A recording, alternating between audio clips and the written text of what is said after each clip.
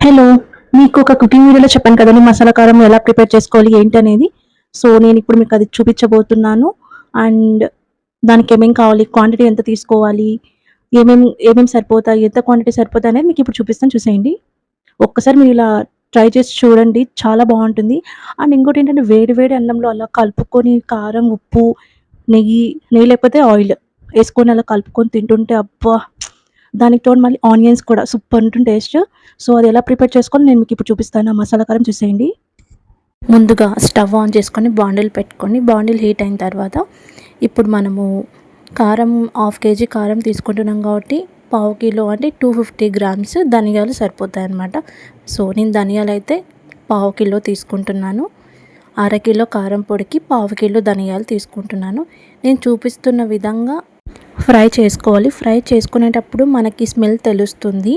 ధనియాలు ఫ్రై అయినాయా లేదా అని తెలియాలంటే మనం ఇలా చేతిలో పట్టుకొని ఇలా నొక్కితే అవి జస్ట్ క్రిస్పీగా ఇట్లా విరిగిపోతాయి కదా! అలా విరిగిపోతే ధనియాలు ఫ్రై అయినట్టు. అలా విరగకుండా ఉంటే ఇంకా మనం ఫ్రై చేయాలన్నమాట. ఇలా ఫ్రై అయిన ధనియాలను ఒక గిన్నెలో వేసేసుకోండి. దాని తర్వాత 50 గ్రామ్స్ జీలకర్ర, హాఫ్ కేజీ కారంకి 50 గ్రామ్స్ జీలకర్ర. సో, ఇవన్నీ మనము సపరేట్‌గా ఫ్రై చేసుకుంటూ ఉండాలి. వేయించుకోవాలండి. చూస్తున్నారు కదా! జీలకర్ర కూడా పచ్చి వాసన పోయే వరకు మనం ఇలా వేయించుకోవాలి బాగా. జీలకర్ర వేగేటప్పుడు కూడా మనకి స్మెల్, అరోమా అనేది మనకి తెలుస్తుందనమాట. అలా తెలిసిన వెంటనే జీలకర్ర మాడకూడదు. వెంటనే తీసేసేయాలి.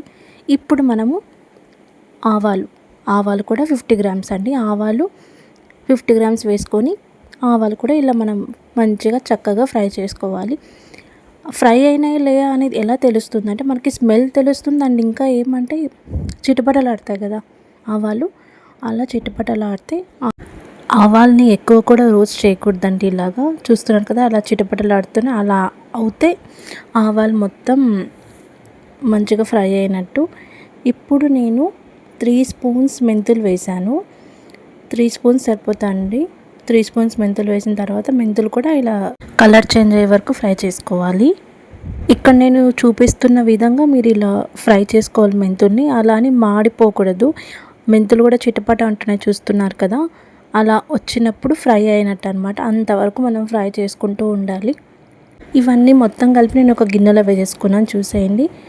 ధనియాలేమో 250 గ్రామ్స్, జీలకర్ర 50 గ్రామ్స్, ఆవాలు 50 గ్రామ్స్ అండ్ మెంతులు వచ్చేసి 3 స్పూన్స్ అండి. 3 స్పూన్స్ అయితే సరిపోతాయి. మరీ ఎక్కువ కూడా వేసుకోవద్దు, చేదవుతుంది. ఇప్పుడు నేను ఈ కారం పౌడర్ తీసుకుంటున్నాను. ఈ కారం పౌడర్ వచ్చేసి 500 గ్రామ్స్ అంటే హాఫ్ కేజీ. నాకు కూడా తెలియదండి ఇలా కారం చేసుకోవాలని. పెళ్ళైన కొత్తలో ఇంకా అత్తయ్య వాళ్ళు నేర్పించారనమాట. వాళ్ళు అలాగే చేసుకొని తింటారంట. మేమైతే ఓన్లీ కారం పౌడర్తోనే చేసుకుంటాం. ఎందుకంటే అన్నీ సపరేట్ వేసుకుంటాం. ధనియాల పౌడర్ అవన్నీ మసాలాస్ అవి ఇట్లా పట్టించుకోమన్నమాట. అన్నీ కలిపి చేసేసుకోవడం ఇలా ఏం లేదు. ఇందాక చూపించాను కదా పసుపు ప్యాకెట్, అది 100 గ్రామ్స్ అండి. 100 గ్రామ్స్ మొత్తం వేసుకోకూడదు.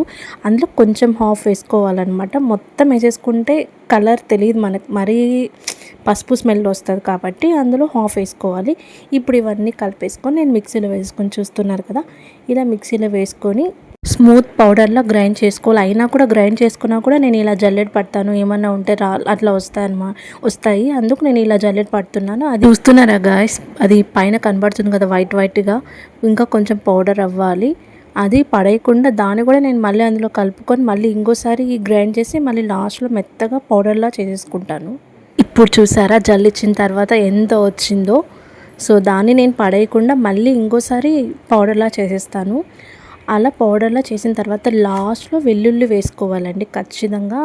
స్టార్టింగ్లో వేసుకుంటే మెత్తగా అయిపోతాయి కాబట్టి లాస్ట్లో వెల్లుల్లి వేసుకొని, ఆ వెల్లుల్లి కూడా మొత్తం పౌడర్ అవ్వకూడదు, అక్కడక్కడ మనకు తెలియాలన్నమాట. వెల్లుల్లి టేస్టే చాలా బాగుంటుంది దీనికి. ఇప్పుడు ఇందులో నేను మీకు ముందుగా చెప్పాను కదా, ఇలా కారం పౌడర్ ఇంత తీసుకోవాలని 500 గ్రామ్స్ అది వేసేసుకోవాలి మొత్తం. అది వేసుకున్న తర్వాత పసుపు హాఫ్ వేసుకోవాలండి. 100 గ్రామ్స్ కదా, అందులో కొంచెం హాఫ్ వేసుకోవాలి, మొత్తం కూడా వేసుకోవద్దు.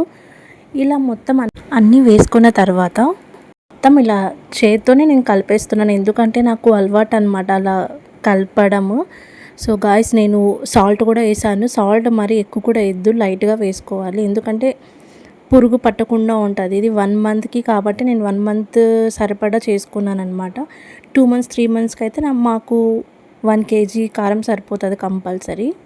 పైగా ఎక్కువ నేను నాన్ వెజ్జే చేస్తాను మా ఇంట్లో. అప్పుడప్పుడు మరీ ఎప్పుడో ఒక్కసారి అప్పుడప్పుడు అనుకోండి, ఇంకా వెజ్ వండుతానన్నమాట. ఎక్కువ నాన్ వెజ్జే తింటారు మా ఇంట్లో. మొత్తానికైతే మసాలా కారం ఇలా ప్రిపేర్ చేసేసాను.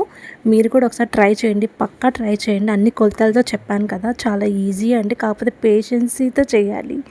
ఇంకా ఎవరైనా నా ఛానల్ సబ్స్క్రైబ్ చేసుకోకపోతే చేసేసుకోండి. సో మనం ఇప్పుడు 5000 సబ్స్క్రైబర్స్కి దగ్గరలో ఉన్నాము.